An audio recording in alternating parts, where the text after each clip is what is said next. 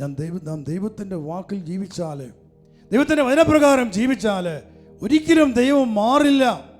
ഒരു ഉടമ്പടിയിലെ ദൈവം മാറ്റം വരുത്തുകയില്ല. ഹല്ലേലൂയ. ഈ സത്യം അറിയുന്ന വളരെ കുറച്ച് ആൾക്കാർ മാത്രമേ ഉള്ളൂ. നമ്മളത് അറിയുന്നവരാണ്. യഹൂദന്മാർക്കതറിയാം. നിങ്ങൾ ജെറുസലേമിൽ പോയിട്ടുള്ള കാണാൻ സാധിക്കും. ജെറുസലേമിലെ വിലാപ മതിൽ. അപ്പോൾ ഈ യഹൂദന്മാർ രാവും പകലും മുഴുവൻ ഇങ്ങനെ നമുക്ക് കാണാൻ പറ്റും. അവിടെ ഈ വിലാപ മതിൽ വലിയ മതിലാണ്. ആ മതിലിന് ചുവട്ടിൽ പോയി നിന്നിട്ട് ഇങ്ങനെ നിന്നുകൊണ്ടാണ് അവർ, ആടിക്കൊണ്ടാണ് അവർ, ഇങ്ങനെയാണ് അവർ പ്രാർത്ഥിക്കുന്നത്. തോറ എന്ന് പറയും, ആദ്യത്തെ 5 പുസ്തകങ്ങൾ. അതിങ്ങനെ വായിച്ച് അവർ പ്രാർത്ഥിക്കുകയാണ്. അവർക്ക് പുതിയ ദേവാലയം വേണം, അവർക്ക് അതിനൂടെ അവർ പ്രാർത്ഥിക്കുകയാണ്. 100 കണക്കിനാണ് അവർ വന്ന് പ്രാർത്ഥിക്കുന്നത്. 100 കണക്കിന് മനുഷ്യരാണ്. പ്രത്യേകമായിട്ടും ജെറുസലേമിലുള്ള യഹൂദന്മാരെ സംബന്ധിച്ചിടത്തോളം അവരനേകം പേരും റബിമാരാണ് അവിടെ താമസിക്കുന്നവർ. അവരെ കൂടുതൽ ആ ജെറുസലേമുമായിട്ടുള്ള ബന്ധം നിമിത്തം ഒത്തിരി കാർക്കശ്യമായിട്ട് വചനം അനുസരിക്കുന്നവരാണ്. എന്നാൽ ഇസ്രായേലിൻ്റെ മറ്റൊരു വശത്തെ ഒരു വൻ നഗരം ടെൽ അവീവ് എന്ന നഗരം, അവിടെ സ്ഥിതികൾ തികച്ചും വ്യത്യസ്തമാണ്. ലോകത്തിലെ പോലെ അനേകം കാര്യങ്ങൾ അവിടെ കയറി വന്നു കഴിഞ്ഞു. സ്വർഗ്ഗഭോഗം പോലും വേണമെന്ന് വാദിക്കുന്ന മനുഷ്യരെ കാണാൻ പറ്റി ടെൽ അവീവ് ഭാഗത്ത്. പക്ഷെ ജെറുസലേം എന്ന് പറയുന്ന ആ ഭാഗത്ത് താമസിക്കുന്ന യഹൂദന്മാർ കാർക്കശ്യമായിട്ടൊരു വചനം അനുസരിക്കുന്നു. കാരണം അവർക്കറിയാം തങ്ങൾക്ക് ദൈവത്തിൻ്റെ അനുഗ്രഹം ലഭിക്കണമെങ്കിൽ വചനം അനുസരിച്ച് മതിയാവും. അവരങ്ങനെ ജീവിക്കുന്നവരാണ്. നമുക്കറിയാം ഇസ്രായേൽ എന്ന് പറയുന്ന ഒരു ചെറിയ രാജ്യം 1947 അവർക്ക് രാജ്യം തിരിച്ചു കിട്ടി. ഇത്രയും കാലം കൊണ്ട് എത്ര ശക്തമായിട്ട് അവർ വളർന്നു കയറി വന്നു. അവർ വളരെ കർക്കശമായി തന്നെയാണ് അവരുടെ നേതാക്കന്മാർ, രാഷ്ട്രീയ നേതാക്കന്മാരൊക്കെ ആവശ്യപ്പെടുന്നത്. യഹോവയെ അനുസരിക്കാൻ, വചനം അനുസരിക്കാൻ, പ്രവാചകൻ മോശയുടെ നിയമം അനുസരിക്കാൻ. അതുമാത്രമേ രക്ഷയുള്ളൂ അവർക്കറിയാം. അതുകൊണ്ട് തന്നെ അവർ സംരക്ഷിക്കപ്പെടുന്ന ശക്തന്മാരായിട്ട് വളരുകയാണ്. സാമ്പത്തികമായും സൈന്യബലത്തിലെല്ലാം ഇന്ന് അവർ ഏറ്റവും ശക്തന്മാരാണ്. ഹല്ലേലൂയ. ഒരു ചെറിയ രാജ്യം, വളരെ ചെറിയൊരു രാജ്യം, പക്ഷെ അവർ ശക്തന്മാരാണ്. കാരണം കർത്താവായ യഹോവയായ ദൈവം അവരെ സംരക്ഷിക്കുകയാണ്. പ്രിയപ്പെട്ടവരെ, അവർക്ക് യേശു ക്രിസ്തുവില്ല, അവർക്ക് പരിശുദ്ധാത്മാവില്ല, അവർക്ക് പരിശുദ്ധ അറിയുമില്ല, അതൊന്നും അവർ സ്വീകരിക്കുന്നില്ല. പക്ഷെ നമ്മെ സംബന്ധിച്ചോളം, പുതിയ ഇസ്രായേൽ എന്ന് പറയുന്ന നാം ഫിഡേഴ്സിൻ്റെ മക്കളെ സംബന്ധിച്ചിടത്തോളം നമുക്ക് കർത്താവ് യേശു ക്രിസ്തുവുണ്ട്, പരിശുദ്ധാത്മാവ് ദൈവമുണ്ട്, പരിശുദ്ധ മറിയമുണ്ട്, കുദാശകളുണ്ട്, ദേവാലയങ്ങളുണ്ട്. ഇതെല്ലാം നമുക്കുണ്ട്. അപ്പോൾ അതിലും എത്രയോ അധികമായി ശക്തന്മാരായി മാറേണ്ടവരാണ് നമ്മൾ. Hallelujah, hallelujah. തീർച്ചയായും കർത്താവ് ഒരു സമൂഹത്തെ, ഈ വിജാതീയ രാജ്യത്ത് തിരഞ്ഞെടുത്ത് തന്നെ സ്വന്തമാക്കിക്കൊണ്ടിരിക്കുകയാണ്. സ്വന്തമായി എന്ന് ഞാൻ പറയില്ല. കാരണം നമ്മൾ എന്ന് കുറ്റമറ്റവരായി പൂർണ്ണരായി ആ ദിവസങ്ങളിൽ നമുക്ക് മാറാൻ സാധിക്കുന്നുവോ അന്ന് മാത്രമേ നമ്മൾ യഥാർത്ഥ യഹൂദന്മാരായിട്ട് മാറുകയുള്ളൂ, യഥാർത്ഥ ഇസ്രായേലായിട്ട് മാറുകയുള്ളൂ. ഹല്ലേലൂയ. ഇപ്പോഴും നാം വിളിക്കപ്പെട്ട ആ വിജാതീയതയുടെ സ്വാധീനങ്ങൾ നമ്മുടെ ഉള്ളിൽ കിടക്കുമ്പോൾ, നമ്മുടെ ശരീരത്തിൽ കിടക്കുന്നു, നമ്മുടെ ഉള്ളിൽ കിടക്കുന്നു. അതുകൊണ്ട് തന്നെ പലപ്പോഴും നമ്മൾ പുറത്തു വരുന്നത് വിജാതീയ രീതികളാണ്. നമ്മുടെ വാക്കുകളിൽ നമ്മുടെ എല്ലാ പ്രവൃത്തികളും സംഭവിക്കുകയാണ്. യഥാർത്ഥമായ ദൈവസ്നേഹത്തിൻ്റെ പ്രവൃത്തികൾ നമ്മൾ ഉണ്ടാകുന്നില്ല. സ്നേഹത്തിൻ്റെ ഫലങ്ങൾ പുറപ്പെടുന്നില്ല. എല്ലാവരെയും സ്നേഹിക്കുവാന്, ക്ഷമിക്കുവാന്, സഹിക്കുവാന് നമ്മളെ കൊണ്ട് സാധിക്കുന്നുണ്ടോ? വാസ്തവത്തിൽ എല്ലാം സഹിക്കുവാനും, എല്ലാം ക്ഷമിക്കുവാനും, എല്ലാവരെയും സ്നേഹിക്കുവാനും നമുക്ക് സാധിക്കുന്നുണ്ടോ? നമ്മളെ പഠിപ്പിച്ചതാണ് എല്ലാം സഹിക്കണം, എല്ലാം ക്ഷമിക്കണം, എല്ലാവരെയും സ്നേഹിക്കണം. ഹല്ലേലൂയ. അതാണ് ദൈവത്തിൻ്റെ സ്നേഹം. അവിടെ അസൂയയില്ല, അവിടെ മത്സരമില്ല, ഭിന്നതയില്ല, കലഹമില്ല, കുറ്റാരോപണമില്ല, പിറുപിറുപ്പില്ല. ദൈവത്തിൻ്റെ വ്യക്തിത്വം അത് കുറ്റമറ്റതാണ്. എന്നാലും മനുഷ്യൻ്റെ വ്യക്തിത്വം, മനുഷ്യനെ സൃഷ്ടിച്ചപ്പോൾ ദൈവം മനുഷ്യന് തൻ്റെ ഛായ നൽകി, തൻ്റെ സദൃശ്യം നൽകി, പിന്നെ തൻ്റെ ശക്തി. പ്രഭാഷകൻ 17:3 വചനം, ദൈവം മനുഷ്യൻ തൻ്റെ ശക്തിക്കൊത്ത ശക്തി നൽകി. അവനെ സൃഷ്ടിച്ചപ്പോൾ തൻ്റെ ശക്തിക്കൊത്ത ഒത്ത ശക്തി നൽകി. ആ ശക്തി സമാനമായ ശക്തി നമുക്ക് നൽകി. ദൈവത്തിൻ്റെ ഛായ, ദൈവത്തിൻ്റെ സാദൃശ്യം, ദൈവത്തിൻ്റെ സ്വഭാവങ്ങൾ, ദൈവത്തിൻ്റെ ശക്തി, ജീവശ്വാസം എന്ന ആത്മാവിലൂടെ ഇതെല്ലാം നമ്മളിലേക്ക് പകരപ്പെട്ടിട്ടുള്ളതാണ്. ഹല്ലേലൂയ. സൃഷ്ടാവിൻ്റെ ഛായയാണ് നമുക്ക് നൽകപ്പെട്ടിരുന്നത്. പക്ഷേ ഇന്ന് നമ്മളിൽ സംഭവിക്കുന്നത്, നമ്മളിലേക്ക് കടന്നു വന്ന വിജാതി ആധിപത്യങ്ങൾ മൂലം, നമ്മുടെ തലമുറകളുടെ പാപങ്ങൾ മൂലം നമ്മൾ കിടക്കുകയാണ്. എന്നും ആ സൃഷ്ടാവിൻ്റെ സദൃശ്യം പ്രാപിക്കാൻ നമ്മളെ കൊണ്ട് കഴിയുന്നില്ല. നമ്മളെ ഭരിക്കുന്നത് പാപത്തിൻ്റെ ശക്തികളാണ്. നമുക്ക് എത്രമാത്രം നമ്മുടെ നാവിനെ നിയന്ത്രിക്കാൻ സാധിക്കുന്നുണ്ട്. ഒരാളെക്കുറിച്ച് കുറ്റം പറയാനോട് പ്രേരണ വന്നു, തെറ്റാണെന്നറിയാം, പറയാൻ പാടില്ലെന്നറിയാം, പക്ഷെ പറഞ്ഞു പോവുകയാണ്. നിസ്സാരമായ കാര്യമാണ്. അവനൊരിക്കലും ആത്മീയനായിട്ടില്ല വ്യക്തി. എന്ത് കുറ്റം കണ്ടാലും, എന്ത് കുറ്റം ചെയ്താലും അയാളെ വിധിക്കാതെ, കുറ്റപ്പെടുത്താതെ, കുറ്റം പറയാതെ അത് മനസ്സിലിരുത്തുക, മനസ്സിലാക്കുക മാത്രം ചെയ്യുക. ഞാൻ വിധിച്ചപ്പോൾ, കുറ്റം പറഞ്ഞപ്പോൾ നാം കുറ്റക്കാരായിട്ട് മാറി ഇവിടെ. കാരണം കർത്താവ് ഒരിക്കലും അനുവദിക്കുന്നില്ല. കർത്താവ് പറഞ്ഞു, നീ വിധിക്കരുത്, നീ വിധിക്കപ്പെടുകയില്ല. കുറ്റം ആരോപണം നടത്തരുത്, നിന്റെ മേലും കുറ്റം ആരോപിക്കപ്പെടുകയില്ല. അപ്പം നമ്മെ സംബന്ധിച്ചിടത്തോളം നമുക്ക് ആരെയും കുറ്റപ്പെടുത്തുവാനോ കുറ്റം പറയുവാനോ പരിഹസിക്കുവാനോ അവകാശമില്ല. പക്ഷെ എന്താണ് മനുഷ്യ സഹജമായ മനുഷ്യനിൽ കിടക്കുന്ന ഒരു വൈകല്യം എന്ന് പറയുക? എന്ത് കണ്ടാലും പ്രതികരിക്കും, അല്ലേ? എന്ത് കണ്ടാലും പ്രതികരിക്കുക, ആരെക്കുറിച്ചും എന്തും പറയാൻ മടിയില്ല. ഇതെല്ലാം പാപത്തിൻ്റെ ഫലങ്ങളാണ്, ദൈവത്തിൻ്റെ സ്വഭാവങ്ങളല്ല. നമുക്കുണ്ടാകേണ്ട വ്യക്തിത്വം അത് ദൈവത്തിൻ്റെ വ്യക്തിത്വമാണ്. എന്താണ് ദൈവം? ദൈവം സ്നേഹമാണ്, ദൈവം പരിശുദ്ധനാണ്, ദൈവം പ്രകാശമാണ്. ഇതാണ് ദൈവത്തിൻ്റെ വ്യക്തിത്വം എന്ന് പറയുക. അവിടെ യാതൊരു കളങ്കമില്ല, കറയില്ല, ഇരുട്ടില്ല, ഒന്നുമില്ല. അവിടെ ദൈവം പരിശുദ്ധ, ദൈവം സ്നേഹമാണ്. ദൈവം എല്ലാവരും സ്നേഹിക്കുന്നവനാണ്. അവിടുന്ന് സൂര്യനിൽ നിന്നും സൂര്യപ്രകാശം ഒഴുകി വരുന്ന പോലെ ഓരോ ദിവസവും ദൈവസ്നേഹം ഇങ്ങനെ പുറപ്പെടുകയാണ്, പ്രവഹിച്ചുകൊണ്ടിരിക്കുകയാണ് ലോകം മുഴുവനിലേക്ക്. അതൊരിക്കലും അവസാനമില്ല. ആ സ്നേഹം ഇങ്ങനെ ഒഴുകിക്കൊണ്ടിരിക്കുകയാണ്. സൂര്യനിൽ നിന്ന് പുറപ്പെടുന്ന പ്രകാശം അതിങ്ങനെ ഓരോ നിമിഷവും ലോകത്തിലേക്ക് പ്രവഹിച്ചുകൊണ്ടിരിക്കുക, ലോകത്തെ പ്രകാശിപ്പിക്കുകയാണ്. സൂര്യൻ ചന്ദ്രനെ, നക്ഷത്രങ്ങളെല്ലാം പ്രകാശിപ്പിക്കുന്നു. പ്രിയപ്പെട്ടവരെ, അതുപോലെ തന്നെ ദൈവത്തിൻ്റെ സ്നേഹവും ഓരോ മനുഷ്യരിലേക്കും ഓരോ നിമിഷവും കടന്നു വരുന്നുണ്ട്. അതാണ് നമ്മൾ ഡേറ്റ് പറഞ്ഞ പ്രാർത്ഥന, വിലാപങ്ങൾ 3:22. കർത്താവിൻ്റെ സ്നേഹം ഒരിക്കലും അസ്തമിക്കുന്നില്ല, ഓരോ പ്രഭാതത്തിലും അത് പുതിയതാണ്. ഡേറ്റ് പറഞ്ഞ്, കർത്താവിൻ്റെ സ്നേഹം ഒരിക്കലും അസ്തമിക്കുന്നില്ല, ഒരിക്കലും അസ്തമിക്കുന്നില്ല, ഓരോ പ്രഭാതത്തിലും അത് പുതിയതാണ്. Hallelujah, hallelujah. നമ്മുടെ ആഹാരം അതാണ്, നമ്മുടെ ശക്തി അതാണ്, നമ്മുടെ ജീവൻ അതാണ്, നമുക്ക് വേണ്ടുന്നത് അതാണ്. തൻ്റെ പരിശുദ്ധാത്മാവ് റോമ 5:5 പറഞ്ഞിരിക്കുന്നു, ദൈവത്തിൻ്റെ സ്നേഹം നമുക്ക് നൽകപ്പെട്ടിരിക്കുന്ന പരിശുദ്ധാത്മാവിലൂടെ നമ്മുടെ ഹൃദയങ്ങളിലേക്ക് ചൊരിയപ്പെട്ടിരിക്കുന്നു. എന്നിട്ട് പറഞ്ഞ്, ദൈവത്തിൻ്റെ സ്നേഹം നമുക്ക് നൽകപ്പെട്ടിരിക്കുന്ന പരിശുദ്ധാത്മാവിലൂടെ നമ്മുടെ ഹൃദയങ്ങളിലേക്ക് ചൊരിയപ്പെട്ടിരിക്കുന്നു. ഹല്ലേലൂയ, ഹല്ലേലൂയ, ഹല്ലേലൂയ, ഹല്ലേലൂയ. പിതാവായ ദൈവമേ, അങ്ങിൽ നിന്ന് പുറപ്പെടുന്ന പരിശുദ്ധാത്മാവിലൂടെ അവിടുത്തെ സ്നേഹത്താൽ എന്നെ നിറയ്ക്കണമേ. ക്ഷതമേറ്റ, മുറിപ്പെട്ട എൻ്റെ ശരീരത്തെ, എൻ്റെ ഹൃദയത്തെ, എൻ്റെ ആത്മാവിനെ വിശുദ്ധീകരിക്കണമേ, സൗഖ്യപ്പെടുത്തണമേ. ദൈവസ്നേഹത്താൽ എന്നെ നിറയ്ക്കണമേ. എൻ്റെ ആത്മാവിൻ്റെ ദാരിദ്ര്യത്തെ അവിടുന്ന് കാണണമേ. ദരിദ്രമായ എൻ്റെ ആത്മാവിൻ്റെ അവസ്ഥയെ കാണണമേ. ശക്തിയില്ലാത്ത, ശക്തിയറ്റുപോയ എൻ്റെ ആത്മാവിനോട് കരുണ കാണിക്കണമേ.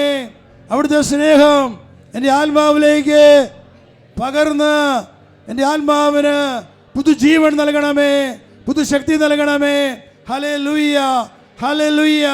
എൻ്റെ ആത്മാവിനെ ഉണർത്തണമേ, എൻ്റെ ആത്മാവിനെ ഉണർത്തണമേ. എൻ്റെ ശരീരത്തെ സൗഖ്യപ്പെടുത്തണമേ, എൻ്റെ ഹൃദയത്തെ സൗഖ്യപ്പെടുത്തണമേ, എൻ്റെ മനസ്സിനെ സൗഖ്യപ്പെടുത്തണമേ. ഹല്ലേലൂയ. സ്തുതിക്കട്ടെ. ഹല്ലേലൂയ, ഹല്ലേലൂയ, ഹല്ലേലൂയ. സ്തുതിക്കുന്നു. സ്തോത്രം, നന്ദി, മഹത്വം, ആരാധന. ഹല്ലേലൂയ, ഹല്ലേലൂയ. സ്തോത്രം കർത്താവേ, ഹല്ലേലൂയ, സ്തോത്രം. ഓരോ പ്രഭാതത്തിലും ഒഴുകപ്പെടുന്ന ദൈവത്തിൻ്റെ സ്നേഹം നമ്മൾ അനുഭവിച്ചെടുക്കണം, നമ്മൾ സ്വീകരിച്ചെടുക്കണം. അത് നമ്മുടെ ആത്മാവിൻ്റെ ഭക്ഷണം, ശരീരത്തിൻ്റെ ഭക്ഷണം, നമ്മുടെ മനസ്സിൻ്റെ ഹൃദയത്തിൻ്റെ ഭക്ഷണമാണത്. ഹല്ലേലൂയ. കർത്താവ് പറഞ്ഞു, ഞാൻ നിൻ്റെ ദൈവമാണ്, നീ എൻ്റെ ജനമാണ്, ഞാൻ നിന്നെ തീറ്റി പോരും. 40 വർഷം മരുഭൂമിയിൽ അലഞ്ഞു നടന്ന ഇസ്രായേലിന് ഭക്ഷിക്കാൻ മന്ന വർഷിച്ച ദൈവം കാടപ്പക്ഷിയിൽ കൊടുത്ത ദൈവം നമ്മുടെ ദൈവമായിരിക്കുമ്പോൾ അവിടെ നമ്മൾ തീറ്റിപ്പോറ്റും. നമ്മുടെ ആത്മാവിന് ആവശ്യമുള്ളത്, നമ്മുടെ ശരീരത്തിന് ആവശ്യമുള്ളത് എല്ലാം നൽകുവാൻ മതിയാവാൻ നമ്മുടെ കർത്താവ് ദൈവം. ആമേൻ, ഹല്ലേലൂയ. അവിടുന്ന് പറയാണ്, ഒരു കാര്യം ഞാൻ അവരോട് കൽപ്പിച്ചിരുന്നു, എൻ്റെ വാക്ക് അനുസരിക്കുവിൻ, ഞാൻ നിങ്ങളുടെ ദൈവവും നിങ്ങൾ എൻ്റെ ജനവുമായിരിക്കും. വീണ്ടും, ഞാൻ നിങ്ങളോട് കൽപ്പിക്കുന്ന മാർഗത്തിലൂടെ ചരിക്കുവിൻ, നിങ്ങൾക്ക് ശുഭമായിരിക്കും. അവരാകട്ടെ അനുസരിക്കുകയോ കേൾക്കുക പോലുമോ ചെയ്തില്ല. തങ്ങളുടെ ദുഷ്ടഹൃദയത്തിൻ്റെ പ്രേരണ അനുസരിച്ച് തന്നിഷ്ടം പോലെ അവർ നടന്നു. അവരുടെ നടവ് മുന്നോട്ടല്ല, പിന്നോട്ടായിരുന്നു. ഇപ്പോൾ ദൈവത്തിൻ്റെ വഴിയിൽ നിന്നും മനുഷ്യൻ മാറിപ്പോയി കഴിയുമ്പോൾ ഇതോ പറയുകയാണ്, അവർ നടക്കുന്നത് മുന്നോട്ടല്ല, പിന്നോട്ടാണ്. ഒരു ചുവട് മുന്നോട്ട് വയ്ക്കുമ്പോൾ 2 ചുവട് അവർ പുറകോട്ടാണ് പോവുക. അപ്പോൾ ദൈവത്തിൻ്റെ വാക്ക് പ്രകാരമല്ല ജീവിക്കുന്നത്. അവിടെ പറയുകയാണ്, അവരുടെ ദുഷ്ടഹൃദയത്തിൻ്റെ പ്രേരണ നിമിത്തം, തങ്ങളുടെ ദുഷ്ടഹൃദയത്തിൻ്റെ പ്രേരണയനുസരിച്ച് തന്നിഷ്ടം പോലെ അവർ നടന്നു. നമ്മുടെ ഹൃദയം എന്ത് ഹൃദയമാണ്? നല്ല ഹൃദയമാണോ ദുഷ്ടഹൃദയമാണോ? ഒത്തിരിയേറെ ആളുകളും ദുഷ്ടഹൃദയമെന്നാണ് പറഞ്ഞത്. എന്തുകൊണ്ടാണ് അങ്ങനെ പറഞ്ഞത്? ഇത്രയെല്ലാം ധ്യാനങ്ങൾ കൂടി ഇത്രമാത്രം പരിശുദ്ധാലും അഭിഷേകമെല്ലാം സ്വീകരിച്ചിട്ട് നിങ്ങൾ എന്തുകൊണ്ട് അങ്ങനെ പറഞ്ഞത് ദുഷ്ടഹൃദയമാണെന്ന് പറഞ്ഞത്? വിശുദ്ധ മത്തായിയുടെ സുവിശേഷത്തിൽ അധ്യായം 12 34 വചനം, ബുക്ക് ഓഫ് മാത്യു 12:34, അണലി സന്തതികളെ, ദുഷ്ടരായിരിക്കെ നല്ല കാര്യങ്ങൾ പറയുവാൻ നിങ്ങൾക്ക് എങ്ങനെ കഴിയും? ഹൃദയത്തിൻ്റെ നിറവിൽ നിന്നാണല്ലോ അധരം സംസാരിക്കുന്നത്. നല്ല മനുഷ്യൻ നന്മയുടെ ഭണ്ഡാരത്തിൽ നിന്നും നന്മ പുറപ്പെടുവിക്കുന്നു, ദുഷ്ടനാകട്ടെ തിന്മയുടെ ഭണ്ഡാരത്തിൽ നിന്ന് തിന്മ പുറപ്പെടുവിക്കുന്നു. ഞാൻ നിങ്ങളോട് പറയുന്നു, മനുഷ്യർ പറയുന്ന ഓരോ വ്യർത്ഥവാക്കിനും വിധി ദിവസത്തിൽ കണക്ക് കൊടുക്കേണ്ടി വരും. നിന്റെ വാക്കുകളാൽ നീ നീതീകരിക്കപ്പെടും, നിന്റെ വാക്കുകളാൽ നീ കുറ്റം വിധിക്കപ്പെടുകയും ചെയ്യും. ആദ്യം ഈശോ പറയുന്നുണ്ട്, 33 ഈശോ പറയുന്നു, ഒന്നുകിൽ വൃക്ഷം നല്ലത്, ഫലവും നല്ലത്, അല്ലെങ്കിൽ വൃക്ഷം ചീത്ത, ഫലവും ചീത്ത. എന്നാൽ ഫലത്തിൽ നിന്നാണല്ലോ വൃക്ഷത്തെ മനസ്സിലാക്കുന്നത്. അണലി സന്തതികളെ, ദുഷ്ടരായിരിക്കെ നല്ല കാര്യങ്ങൾ പറയുവാൻ നിങ്ങൾക്ക് എങ്ങനെ കഴിയും? അണലി സന്തതികളെ, നമ്മൾ പലപ്പോഴും കേൾക്കുന്നൊരു വചനമാണത്. അണലി സന്തതികളെ, ദുഷ്ടരായിരിക്കെ നല്ല കാര്യങ്ങൾ പറയാൻ നിങ്ങൾക്ക് എങ്ങനെ കഴിയും? പ്രിയപ്പെട്ടവരെ, മനുഷ്യ ഹൃദയം എന്ന് പറയുന്നത് ദുഷ്ടതയുടെ കൂടാരമാണത്. നമ്മൾ പലപ്പോഴും വിചാരിക്കും നമ്മൾ നല്ലവരാണെന്ന് വിചാരിക്കും. നല്ലവനാണെന്ന് പറയേണ്ടത് ആരാണ്? ദൈവം പറയണം. ദൈവം അങ്ങനെ പറഞ്ഞാൽ പോലും, ഇന്ന് ദൈവം പറഞ്ഞു നീ നല്ലവനാണെന്ന് പറഞ്ഞു, നാളെ അങ്ങനെ ആയിരിക്കും എന്ന് ഉറപ്പില്ല. ഉറപ്പുണ്ടാക്കേണ്ടത് ആരാണ്? ദൈവമാണോ ഞാനാണോ? ഞാൻ. നമ്മളാണ് ഉറപ്പാക്കി മാറ്റണം. കർത്താവ് നീ നല്ലവനാണെന്ന് പറഞ്ഞിട്ടുണ്ടെങ്കിൽ ആ നല്ലതെന്നുള്ള ആ പദവി നിലനിർത്താൻ ഞാൻ പരിശ്രമിക്കണം എന്നുള്ളതാണ്. ദൈവം പറഞ്ഞതുകൊണ്ട് ജീവിതകാലം മുഴുവൻ നല്ലവനായിരിക്കണമെന്നില്ല. ഇപ്പം ഞാനാണ് പരിശ്രമിക്കേണ്ടത് നല്ലവനാകാൻ വേണ്ടിയിട്ട്. ഞാനിങ്ങനെ പ്രാർത്ഥന ഇന്നും പ്രാർത്ഥിക്കും, കർത്താവേ എൻ്റെ ദുഷ്ടഹൃദയത്തെ വിശുദ്ധീകരിക്കണമേ. എൻ്റെ നല്ല ഹൃദയം ഞാൻ ഒരിക്കൽ പോലും ചിന്തിച്ചിട്ടില്ല. ദൈവം എൻ്റെ ദുഷ്ടഹൃദയത്തെ അവിടുന്ന് വിശുദ്ധീകരിക്കും. കാരണം ഇതാണ്, നമ്മുടെ ഹൃദയമെന്ന് പറയുക സകല തിന്മകളുടെയും കൂടാരമാണ്. അത് മനുഷ്യൻ്റെ ഈ ഭൂമിയിലെ ജീവിതത്തിൻ്റെ അവസാന നിമിഷം വരെയും അതങ്ങനെയായിരിക്കും. കാരണം നാം വിശദീകരിക്കപ്പെടുന്നതോറും നമ്മളെ ഞെരുക്കുന്ന, നമ്മളെ കടന്നു വരും, നമ്മളെ ആക്രമിച്ചുകൊണ്ടിരിക്കുന്ന നമ്മുടെ തലമുറകൾ, ആ സ്വാധീനം ഉള്ളിടത്തോളം കാലം നമ്മുടെ ജീവിതം ഒരു പോരാട്ടമാണ്. മരണക്കിടക്ക വരെ അത് യുദ്ധമാണ്. നമുക്ക് നമ്മുടെ പ്രാർത്ഥന വഴി നമ്മുടെ തലമുറ രക്ഷപ്പെട്ടു പോകുന്നതനുസരിച്ച് പിന്നെയും വന്നുകൊണ്ടിരിക്കുക എന്ന് പറഞ്ഞാൽ നമ്മുടെ തലമുറ അങ്ങ് കിടക്കുകയാണ്. കോടിക്കണക്കിന് ആത്മാക്കളാണ്. അതത്തിന് എവിടെ കാലം വരെ രക്ഷപ്പെട്ടിട്ടില്ലാത്ത കൂടാനുകൂടി ആത്മാക്കൾ. അവരുടെ സ്വാധീനം നമ്മുടെ ജീവിതത്തിൽ എപ്പോഴും ഉണ്ടായിക്കൊണ്ടേയിരിക്കും. അതുകൊണ്ടാണ് ദൈവം ഈ കാലഘട്ടത്തിൽ പരിശുദ്ധാത്മാവിനെ ശക്തമായിട്ട് അയച്ചു തന്നുകൊണ്ട് നമുക്ക് ശക്തി തരികയാണ്. ആത്മാക്കൾ ഇല്ലായ്മ ചെയ്യാൻ വേണ്ടിയിട്ടല്ല, മറിച്ച് നമുക്കെതിരെ വരുന്ന ഈ തിന്മയുടെ ശക്തികളെ കീഴ്പ്പെടുത്തി ദൈവത്തിൻ്റെ മക്കളായിട്ട് ജീവിക്കണം. അതിനുവേണ്ടി ദൈവം നൽകിയ ആയുധങ്ങളാണ് ദൈവത്തിൻ്റെ വചനവും പരിശുദ്ധാത്മാവും. Hallelujah, hallelujah. ഇത് രണ്ടും, ദൈവത്തിൻ്റെ വചനവും പരിശുദ്ധാത്മാവിൻ്റെ കൂടെ ഉള്ള കാലത്തോളം നമുക്ക് ഒരു തിന്മയും നമ്മൾ തോൽപ്പിക്കാൻ സാധിക്കത്തില്ല. ആമേൻ. ഹല്ലേലൂയ, ഹല്ലേലൂയ. ഇപ്പോൾ കർത്താവ് ദൈവം അതുകൊണ്ട് നമുക്ക് തൻ്റെ പരിശുദ്ധാത്മാവിനെ ദാനമായിട്ട് നൽകുകയാണ്. തൻ്റെ വചനം നമുക്ക് തന്നിരിക്കുകയാണ്. ദൈവമായ വചനം, ശക്തിയുള്ള വചനം. യേശു പറഞ്ഞു, നീ എന്ത് ബന്ധിച്ചാലും അത് ബന്ധിക്കപ്പെട്ടിരിക്കും. ഈ ഭൂമിയിൽ നീ എന്ത് കെട്ടിയാലും കെട്ടപ്പെട്ടിരിക്കും. സ്വർഗത്തിൽ കെട്ടപ്പെട്ടിരിക്കും. അത് ഭൂമിയിൽ അഴിക്കുന്ന സ്വർഗത്തിലും അഴിക്കപ്പെട്ടിരിക്കും. അതായത് 16:19. നമുക്ക് അധികാരമല്ല അവിടെ തന്നു, പേടിച്ചോടാനായിട്ടല്ല. അപ്പോൾ ആരും ചിന്തിക്കേണ്ട, ദൈവം എത്രയും ഞാൻ പ്രാർത്ഥിച്ചു, ഇനിയും ഈ ആത്മാക്കൾ ഇങ്ങനെ വന്നുകൊണ്ടിരിക്കുകയാണോ? നമ്മുടെ വിളി, നമ്മുടെ ഭാഗവുമല്ലേ അത്.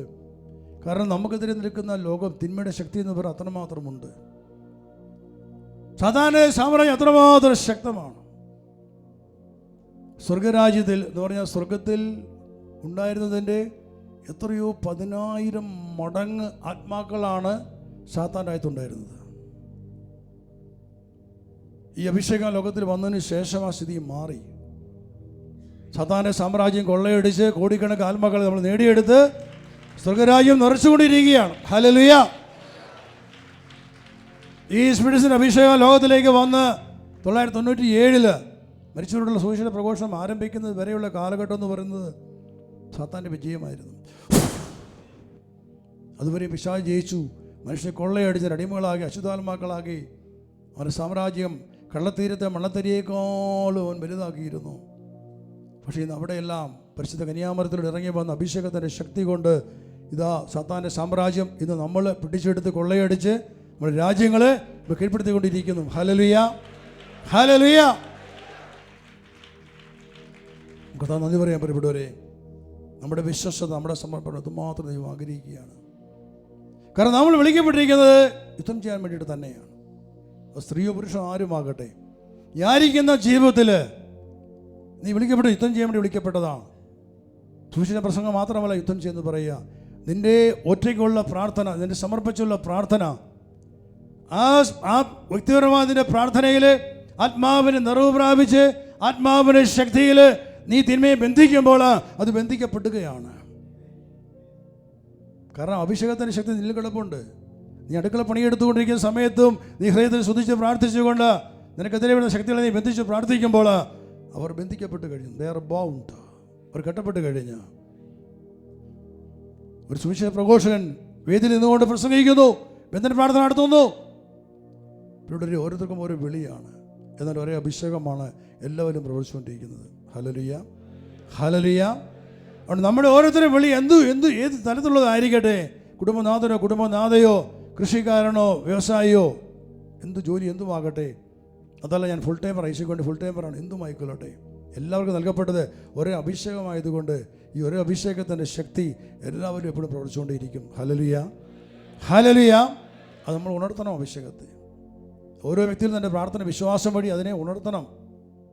നമ്മൾ ശക്തന്മാരായി മാറിക്കൊണ്ട് കർത്താവിൻ്റെ വീര്യപ്രവൃത്തികൾ ഈ ഭൂമി സംഭവിക്കാൻ നമ്മൾ ഇടവരുത്തണം. Hallelujah, hallelujah.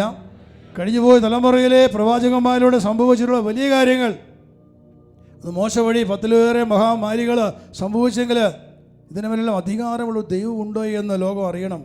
അത് സംഭവിക്കണമെങ്കിൽ നമ്മൾ ശക്തന്മാരായിട്ട് മാറണം, നമ്മൾ സൗഖ്യമുള്ളവരായിട്ട് മാറണം, നമ്മൾ ധീരന്മാരായിട്ട് മാറണം. നമ്മൾ അതിനുവേണ്ടി കർത്താവ് വിളിച്ചു കൂട്ടിയിട്ടുള്ളത്.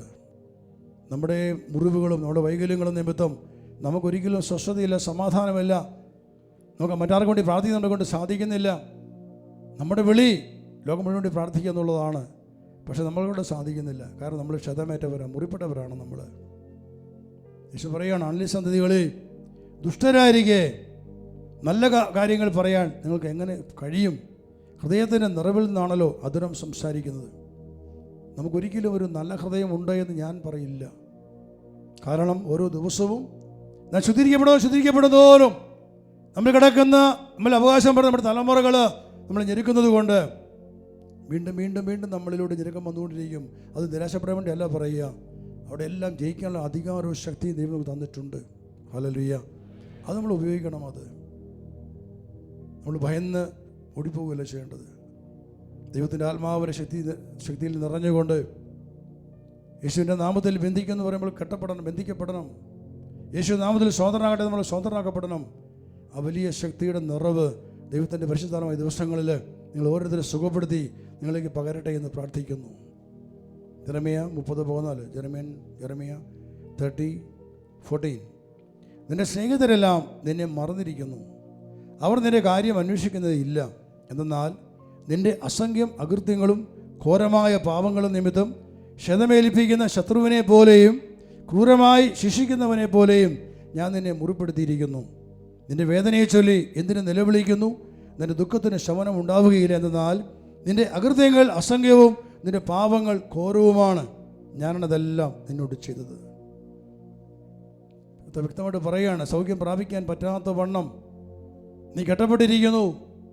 കാരണം നിന്റെ മേൽ കിടക്കുന്ന അകൃത്യങ്ങളും പാപങ്ങളും, ഘോരമായ പാപങ്ങൾ, അസംഖ്യം അകൃത്യങ്ങളും ഘോരമായ പാപങ്ങളും നിമിത്തം ക്ഷതമേൽപ്പിക്കുന്ന ശത്രുവിനെ പോലെയും ക്രൂരമായി ശിക്ഷിക്കുന്നവനെ പോലെയും ഞാൻ നിന്നെ മുറിപ്പെടുത്തിയിരിക്കുന്നു. വീണ്ടും അടുത്ത വചനത്തിൽ, എന്നാൽ നിന്റെ അകൃത്യങ്ങൾ അസംഖ്യവും നിന്റെ പാപങ്ങൾ ഘോരവുമാണ്. ഞാനാണ് വില നിന്റെ മേൽ വരുത്തിയത് എന്ന് പറഞ്ഞാൽ, പ്രിയപ്പെട്ടവരെ, ഒരു തല ഞാൻ പറഞ്ഞു, നമ്മുടെ തലമുറകളുടെ പാപം. കാരണം കർത്താവിൻ്റെ വചനമാണ്, എന്നെ വെറുക്കുന്ന പിതാക്കന്മാരുടെ കുറ്റങ്ങൾക്ക് അവരുടെ മക്കളെ 3-4 തലമുറ ശിക്ഷിക്കും. അപ്പോൾ അപ്രകാരം ഒരു നിയമം നമ്മുടെ മുമ്പിൽ നിൽപ്പുള്ളത് കൊണ്ട് നമ്മൾ ശിക്ഷിക്കപ്പെട്ടുകൊണ്ടേയിരിക്കുകയാണ്. നമ്മുടെ തലമുറയുടെ പാപത്തിൻ്റെ സ്വാധീനങ്ങൾ നമ്മൾ കിടപ്പുണ്ട്. അതുകൊണ്ട് തന്നെ നമ്മൾ ജനിച്ചപ്പോൾ തന്നെ നമ്മൾ ക്ഷതമേറ്റവരായിട്ട് ജനിച്ചത്. ഒരുവൻ്റെ ജീവിതത്തിൽ അവന് ലഭിക്കുന്ന, പ്രത്യേകിച്ച് മാതാപിതാക്കന്മാരിലൂടെയും തലമുറകളിൽ ലഭിച്ചിട്ടുള്ള പാപങ്ങളുടെ ഭീകരത, ദൈവത്തെ അറിയാതെ ജീവിക്കുന്ന മനുഷ്യരുടെ മക്കള് വളരെയേറെ ക്ഷതമേറ്റവരാണ്. ദൈവത്തെ അറിഞ്ഞവരോ, ദൈവത്തെ അറിഞ്ഞിട്ടും ദൈവത്തെ അറിയാത്തവരോട് ജീവിക്കുന്നവരെ കുറിച്ച് ഞാൻ പറഞ്ഞത്. ക്രൈസ്തവരായി ജീവിച്ച് ദൈവത്തെ അറിഞ്ഞവരാണ്, പക്ഷെ ദൈവത്തെ അവർക്ക് അറിയില്ല, പാപത്തിൽ ജീവിക്കുകയാണ്. അവർ തങ്ങളുടെ മക്കൾക്ക് കൊടുക്കുന്നത് വലിയ നാശവും തകർച്ചയുമാണ്. അവിടെ എല്ലാം കുഞ്ഞുങ്ങളെ മാതൃഗർഭത്തിൽ വെച്ചനെ ക്ഷതമേൽപ്പിക്കപ്പെടുകയാണ്. ആർക്കും സുഖപ്പെടുത്താനാവാത്ത വണ്ണം കീറി മുറിക്കപ്പെടുകയാണ്. അതുകൊണ്ടാണ് പ്രഭാഷകന്റെ പുസ്തകത്തിൽ 21-1 മുതൽ വചനം, മകനെ, നീ പാപം ചെയ്തിട്ടുണ്ടോ? ഇനി ചെയ്യരുത്. പഴയ പാപങ്ങളിൽ നിന്നുള്ള മോചനത്തിനായി പ്രാർത്ഥിക്കുക. സർപ്പത്തിൽ നിന്ന പോലെ പാപത്തിൽ നിന്നും ഓടി അകലുക. അടുത്ത് ചെന്നാൽ അത് കടിക്കും. അതിൻ്റെ പല്ലുകൾ സിംഹത്തിൻ്റെ പല്ലുകളാണ്. അത് നിന്റെ ജീവൻ അപഹരിക്കും. നിയമലംഘനം ഇരുവായ്ത്തല വാൾ പോലെയാണ്. അതുണ്ടാക്കുന്ന മുറിവുകൾ ഉണങ്ങുകയില്ല. ഭീകരതയും അക്രമവും ധനം നശിപ്പിക്കുന്നു. അതുപോലെ അഹങ്കാരിയുടെ ഭവനം ശൂന്യമായി തീരുന്നു. എന്താണ് നിയമലംഘനം? വചനത്തിൻ്റെ ലംഘനം, പാപം ചെയ്യുന്നത്, പാപത്തിൻ്റെ പ്രവൃത്തികൾ. ഇപ്പോൾ നിയമത്തിനെതിരായി നമ്മുടെ മാതാപിതാക്കന്മാർ, നമ്മുടെ തലമുറകൾ ചെയ്തു കൂട്ടിയ പാപങ്ങൾ, നമ്മുടെ പിതാക്കന്മാരുടെ പാപത്തിലൂടെ വന്നിട്ടുള്ള വലിയ ആഴമായ മുറിവുകൾ. നമ്മൾ പലപ്പോഴും ബന്ധനങ്ങൾ അതിനെക്കുറിച്ച് പറഞ്ഞിരുന്നു, തലമുറയുടെ ബന്ധനം നമ്മൾ പറഞ്ഞിരുന്നു. അപ്പോൾ നമ്മൾ മനസ്സിലാക്കണം, അതുണ്ടാക്കുന്ന മുറിവുകൾ ആഴമാണ്. അത് സുഖപ്പെടുത്താൻ ഒരു മരുന്നുമില്ല. അതുകൊണ്ടാണ് കർത്താവ് ദൈവം പറഞ്ഞത്, എന്നെ വെറുക്കുന്ന പിതാക്കന്മാരുടെ കുറ്റങ്ങൾ മക്കളെ ഞാൻ 3-4 തലമുറ ശിക്ഷിക്കും. 300-400 വർഷങ്ങളാണ് ഈ ഒരു പാപത്തിൻ്റെ ശിക്ഷയുടെ കാലാവധി എന്ന് പറയുക, എൻ്റെ സ്വാധീനം കിടക്കുന്നത്. അപ്പം അതിങ്ങനെ തലമുറയായിട്ട് പകരപ്പെടുകയാണ്. പ്രമാണ ലംഘനം ഒരിക്കൽ സംഭവിച്ചു കഴിഞ്ഞാൽ അത് സ്വാഭാവികമായിട്ട് വീണ്ടും സംഭവിച്ചുകൊണ്ടേയിരിക്കുകയാണ്. കാരണം പിശാചിൻ്റെ നിയമം ഒരു വ്യക്തിയിൽ വന്നു കഴിഞ്ഞാൽ, ആ കുടുംബത്തിൽ ആ നിയമം വന്നു കഴിഞ്ഞു, അവിടെ പിശാചിൻ്റെ ഭരണം വന്നു കഴിഞ്ഞു. പിന്നീട് സാത്താൻ എന്ത് ചെയ്യുന്നു? എല്ലാവരെയും, ജനിക്കുന്ന മക്കളെയെല്ലാം ഇതിനെ അടിമപ്പെടുത്തി അവരെ കൊണ്ട് വീണ്ടും വേണ്ടി പാവം ചെയ്യിപ്പിച്ച് അവൻ്റെ ആധിപത്യം ഉറപ്പിക്കുകയാണ് ഓരോ വ്യക്തിയിലൂടെ, കുടുംബങ്ങളിൽ. ജനിക്കുന്ന മക്കളെല്ലാം ആഴമായ മുറിവുകളുണ്ടാക്കിക്കൊണ്ട് ദൈവത്തെ സ്നേഹിക്കാൻ പറ്റാത്ത വണ്ണം നിസ്സാര കാര്യത്തിന് പോലും കുറ്റം പറയും ദൈവത്തെ. ദൈവനിശ്ചയത്തിൻ്റെ വാക്കുകൾ നമ്മൾ പുറപ്പെടും. നമ്മൾ ആഗ്രഹിക്കാതെ തന്നെ ഉള്ളിൽ നിന്ന് പുറത്തു വരികയാണ്, ദൈവത്തിനെതിരായിട്ട് ചിന്ത വരികയാണ്. എന്തുകൊണ്ടാണ്? ഇങ്ങനെയുള്ള മുറിവുകൾ കിടക്കുകയാണ്. ദൈവനിശ്ചയത്തിൻ്റെ വാക്കുകൾ സംസാരിക്കാൻ നമ്മളെ പ്രേരിപ്പിക്കുന്ന മുറിവുകൾ നമ്മൾ കിടപ്പുള്ളത് കൊണ്ട് നമ്മൾ ദൈവത്തിൻ്റെ കുറ്റം പറഞ്ഞു പോവുകയാണ്. ദൈവം കുറ്റക്കാരനാണ്. ഇതിൻ്റെ എല്ലാം മൂല കാരണം ഇതാണ്, നമ്മുടെ തലമുറകൾ. കർത്താവ് പറയാണ്, ഘോരമായ പാപങ്ങളും അകൃത്യങ്ങളുമാണ് അതിൻ്റെ കാരണങ്ങൾ. രണ്ടാമതായിട്ട് നമ്മുടെ പാപങ്ങൾ. നാം ജനിച്ചു വീണതിന് ശേഷം ഈ ഭൂമി ജീവിച്ചിരുന്ന കാലങ്ങളിൽ നമ്മൾ ചെയ്തു പോയ പ്രമാണ ലംഘനങ്ങൾ, ഓരോ 1 മുതൽ 10 വരെയുള്ള പ്രമാണ ലംഘനങ്ങളുടെ സ്വാധീനങ്ങൾ, അത് തമ്മിലുണ്ടാക്കിയിട്ടുള്ള മുറിവുകളും ആഴമാണ്. അതിലൂടെ നിങ്ങൾ പ്രാർത്ഥിച്ചിട്ടുണ്ട് എങ്കിൽ അസുഖപ്പെട്ടിട്ടുണ്ട്, പ്രാർത്ഥിച്ചിട്ടില്ല എങ്കിൽ അസുഖപ്പെട്ടിട്ടുമില്ല. വീണ്ടും വീണ്ടും പാപം ചെയ്തുകൊണ്ടേയിരിക്കും. നമ്മൾ പാപത്തിൻ്റെ മോചനത്തിന് വേണ്ടി നമ്മൾ പ്രാർത്ഥിച്ചു, ദൈവമേ അന്ന് ഞാൻ ചെയ്തു പോയ പാപത്തിലൂടെ എനിക്ക് ലഭിച്ചതായ ഈ ആഴമായ ക്ഷതങ്ങൾ, മുറിവുകൾ അങ്ങ് സുഖപ്പെടുത്തണമേ. സുഖപ്പെടുത്താൻ കർത്താവിനെ കൊണ്ട് മാത്രമേ പറ്റൂ. കാരണം എൻ്റെ ആന്തരിക മനുഷ്യനിലാണ് മുറിവ് കിടക്കുന്നത്, ബാഹ്യ മനുഷ്യനല്ല. ഉള്ളിൽ കിടക്കുന്ന ആന്തരികമായ മുറിവുകൾ, ഈ ക്ഷതങ്ങൾ മൂലം ഞാൻ രോഗിയായി മാറുകയാണ്. ശരീരം രോഗത്തിലേക്ക് വീണു പോവുകയാണ്. അറിയപ്പെടാത്ത രോഗങ്ങൾ, ഡോക്ടർമാർ കണ്ടുപിടിക്കാൻ പറ്റാത്ത രോഗങ്ങൾ, അകാരണമായിട്ട് നമ്മൾ പറയും പാരമ്പര്യ രോഗങ്ങളാണെന്ന് പറയും. ഡയബറ്റിക്കും ഹൈ പ്രഷറും കൊളസ്ട്രോളും ഹാർട്ട് അറ്റാക്കും അങ്ങനെ പലവിധമായ രോഗങ്ങൾ ഇത് പാരമ്പര്യമായിട്ട് പോയിക്കൊണ്ടിരിക്കുകയാണ്. ഇപ്രകാരം പ്രാർത്ഥിക്കണം. നമ്മൾ പിതാക്കന്മാരുടെ പാപത്തിന് വേണ്ടി മാപ്പ് ചോദിച്ച് കൂട്ടത്തിൽ പ്രാർത്ഥിക്കണം. ദൈവമേ, അവർ ചെയ്തു പോയ പാപങ്ങൾ അതെനിക്ക് ആഴമായ മുറിവുകളായി ഉണ്ടാക്കിയെന്ന് തിരുവചനം വെളിപ്പെടുത്തുന്നു. ഞാൻ ചെയ്തു പോയ പാപങ്ങൾ അതിനെ മുറിപ്പെടുത്തി ഇനിയും ഉണങ്ങിയിട്ടില്ലാത്ത മുറിവുകൾ എൻ്റെ ശരീരത്തിലുണ്ട്, എൻ്റെ ഹൃദയത്തിലുണ്ട്, എൻ്റെ ആത്മാവിലുണ്ട്. കർത്താവേ, എന്നെ സൗഖ്യപ്പെടുത്തണമേ. എങ്ങനെയാണ് സൗഖ്യം വരുന്നത്?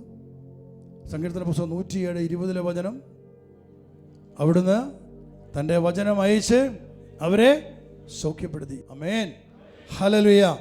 അപ്പോൾ നമുക്ക് വലിയ പ്രത്യാശ നൽകുകയാണ്. വചനം പറഞ്ഞു സുഖപ്പെടുത്താൻ മരുന്നില്ല. സങ്കീർത്തനം പ്രഭാഷകൻ പറഞ്ഞിരിക്കുകയാണത്. അതുണ്ടാക്കുന്ന മുറിവുകൾ ഉണങ്ങുകയില്ല എന്ന് പറഞ്ഞു. പക്ഷേ നാം ദൈവത്തെ ആത്മാവിൽ പഠിപ്പിക്കുകയാണ്. നാം പശ്ചാത്തപിച്ച് തിരിച്ചു വരുമ്പോൾ കർത്താവ് തൻ്റെ വചനം എന്ന മരുന്ന് അയച്ചുകൊണ്ട് നമ്മളെ സുഖപ്പെടുത്തുകയാണ്.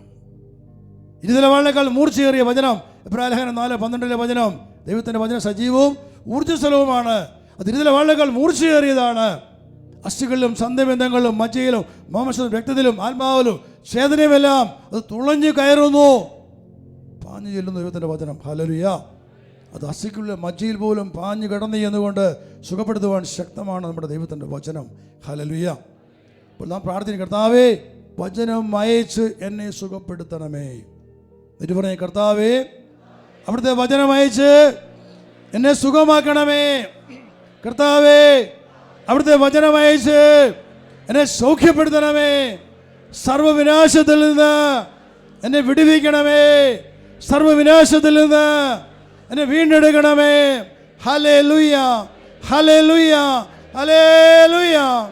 പരിശുദ്ധിക്കട്ടെ. ഹല്ലേലൂയ, ഹല്ലേലൂയ, ഹല്ലേലൂയ, ഹല്ലേലൂയ.